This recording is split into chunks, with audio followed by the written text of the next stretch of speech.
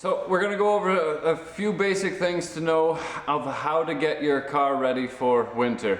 Winter will be here soon, and you might get some different recommendations on what to do on your car. We're going to be looking at a 2007 Toyota Yaris, but it doesn't matter whether you drive a big truck with nice big meaty tires or SUV, or something like a Yaris with a tiny engine and tiny wheels. It's winter, you gotta get off the road, and a lot of these things apply to every vehicle. This Toyota Yaris, it has a leak in this tire, and you can tell it's already flatter than it's supposed to be, but it's also not winter tires. So we'll make recommendations, but there is lots of tread left, up to the customer whether they want to do it or not, but I would recommend snow tires. No matter what vehicle you have, if you've got 1,000 horsepower, if you've got 100 horsepower, a flat tire will leave you by the side of the road. So now is a good time to make sure that your tires are up to snuff, and nobody has ever regretted putting winter tires on their vehicle. Now, winter tires have a softer rubber, so they grip better. All season tires are not meant for winter. They should be called 3-season tires, and maybe even 2. As soon as you hit 7 degrees Celsius, the consistency of the tires starts to make a huge difference. All season tires are a tougher rubber and they grip less.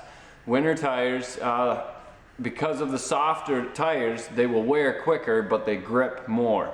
So think of it this way: if you have a vehicle and you want it to last 160,000 kilometers, you're gonna have to put 2 sets of tires on anyway. Might as well make one of those set of winter tires and put them on when it's cold, and make your summer tires last all summer. Check your tire pressures and check your tread and rotate your tires, very important, and that's just regular maintenance, but for winter, put winter tires on. Second thing is, you need to have your vehicle start whenever you need it to be. Now, the colder it is, the lower your voltage is as your battery gets colder. It's funny because there's lots of commercials where they show a battery in ice and it'll turn a vehicle over. That's nothing. That's 0 degrees. Congratulations, you've frozen water at 0 degrees. Yes, it will turn a car over, but will it start at -25, -30? The way we check the battery is on a load test, and we need a fully charged battery, and we put a load on it, and we're able to see how much potential energy is left inside the battery. Now, depending on the size of the battery, half the cold cranking amps for 15 seconds. It needs to be able to hold that. Now, if you live in a warmer climate, you're probably not watching this video anyway, but your batteries will last longer. In colder climates, you take a freezing cold battery that's outside, -20, and then you start your car and it will warm up. The juices start flowing, it gets warm. But then you shut your car off, it gets cold again. Cold, hot, cold, hot, cold, hot really reduces the life of that battery. So in the fall time, check your battery, very important. And I generally say if your battery's 4 years or older in a harsh climate, replace it. It's done its job. Just put a new one in it. All the electronics involved in the vehicles these days, it's the root of all electronical gremlins. Just replace the battery. It's the cheapest thing to replace. Now, this battery has 700 cranking amps and 570 cold cranking amps. So this battery should be able to hold 220 amps roughly for 15 seconds with no problems. I disconnected the cables because even if it passes the load test, I still want to clean the terminals. You can see the corrosion there, and that will actually be a false draw. Now we want 12.5 volts, which we have. Now this is a load tester, so now as I turn this dial, it'll put a load on it, almost like a starter. We're gonna go up to 250 amps, and it should hold it in the green for 15 seconds. So there's 250, 2, 3, 4, 5, 6, 7, 8, 9, 10, 11, 12. Okay. And this battery is okay, so we're gonna leave it alone. We're gonna clean those terminals and put the cables back on.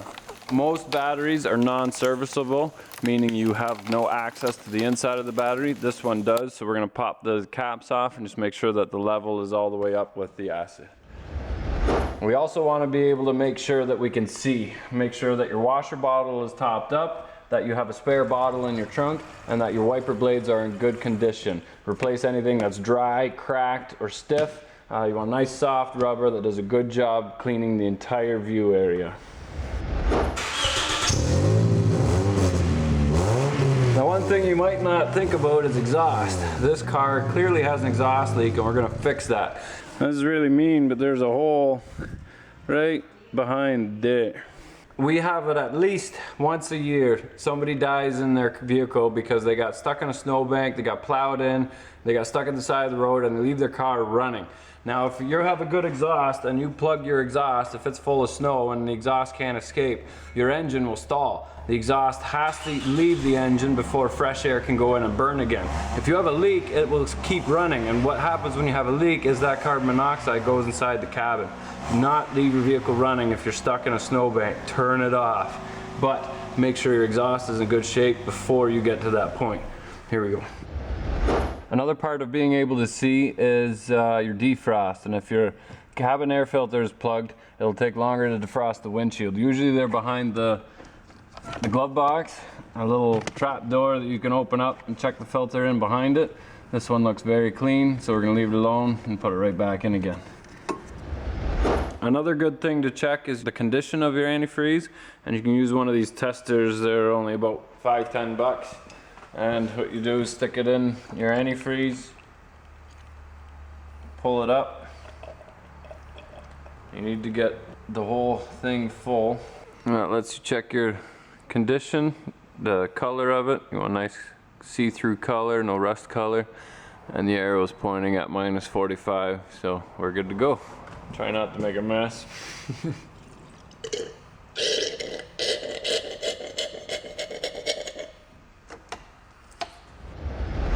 As it's getting colder, it's always a good idea to keep a blanket somewhere where you can get at it, and also keep some candles and a lighter in the glove box. Lighting a candle will keep the car and the occupants warm enough and out of danger for hours while you're waiting for help, and doesn't take up much space. So keeping that in mind, drive safe, take it slow, take your time, and get to where you're going. It's more important than being there on time. Here we go. Hey, thanks for watching. Don't forget to like and subscribe. If you love the channel, consider picking up a tape boss to make those projects go faster so you got more time to watch YouTube. And remember, if you're not filthy, you're not rich.